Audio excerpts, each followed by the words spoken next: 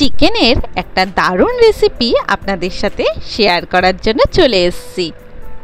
নমস্কার বন্ধুরা, দুর্গাস কিচেনে আপনাদের অনেক অনেক স্বাগত। আমার আজকে নিউ রেসিপি বাটার চিকেন। এর জন্য আমি নিয়ে নিয়েছি চিকেন।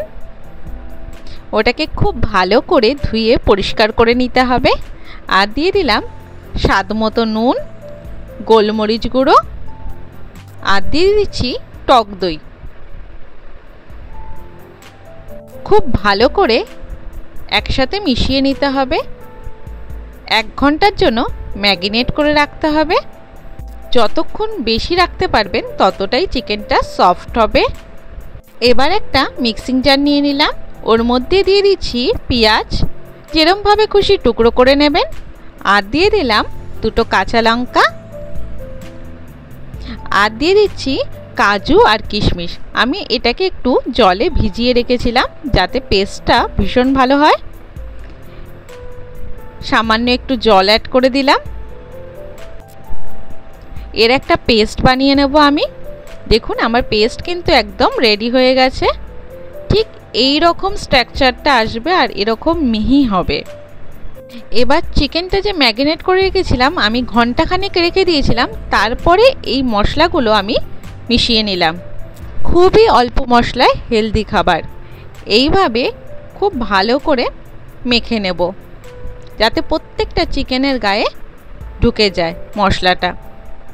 এবার কড়াইয়ে সামান্য পরিমাণ সাদা তেল দিয়ে দিলাম। আর দিয়ে দিচ্ছি বাটার, 1 চামচ মতো বাটার দিয়ে দিয়েছি। আর ওর মধ্যে দারচিনি আর এলাচ ফোড়ন দিয়ে দিলাম। রান্নাটা যদি ভালো লাগে অবশ্যই লাইক, কমেন্ট, শেয়ার করে দেবেন। এবার আমি একে একে শুধু চিকেনগুলো এর মধ্যে দিয়ে দেব যাতে চিকেনগুলো একটু ভাজা ভাজা হয়। এপিট ওপিট আমি একটু ভাজা ভাজা করে নেব। আপনারা যদি ইউটিউব থেকে দেখে থাকেন তাহলে আমাকে সাবস্ক্রাইব করে দেবেন। আর যদি ফেসবুক থেকে দেখে থাকেন তাহলে ফলো বাটনটা অন করে দেবেন। চিকেনটা একটু এপিট ওপিট করে নেওয়ার পরে সমস্ত মশলাটা এর মধ্যে আমি দিয়ে দিলাম। দিয়ে গ্যাসের ফ্লেমটা কিন্তু একদম লো করে দিতে হবে। এরকম একটু নাড়াচাড়া করে আমি ঢাকা দিয়ে দেব। তারপর 10 থেকে 15 মিনিট এইভাবে হতে দিতে হবে। মাঝে মধ্যে এসে একটু নাড়াচাড়া করে নেবেন। আমি 15 মিনিট পরে এইবার নাড়াচাড়া করছি। দেখুন চিকেনটা কিন্তু একদম সেদ্ধ হয়ে গেছে। এবার আমি এখানে চিনি অ্যাড করছি।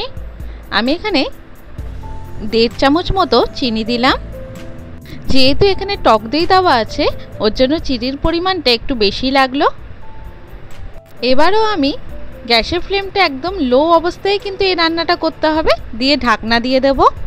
একদম লো ফ্লেমে যদি এই রান্নাটা করেন তাহলে চিকেন কিন্তু একদম সফট সফট হবে। দারুণ টেস্টি খেতে হয়। খুবই কম সময়ে কম খাটনিতে এই রান্নাটা দারুণ হয়। বাচ্চা থেকে বড় সবাই কিন্তু হাত চেটে চেটে খাবে। রান্নাটা যদি ভালো লেগে থাকে অবশ্যই শেয়ার করে দেবেন। সবাই সুস্থ থাকবেন, ভালো থাকবেন। দেখা হবে নতুন ভিডিওতে।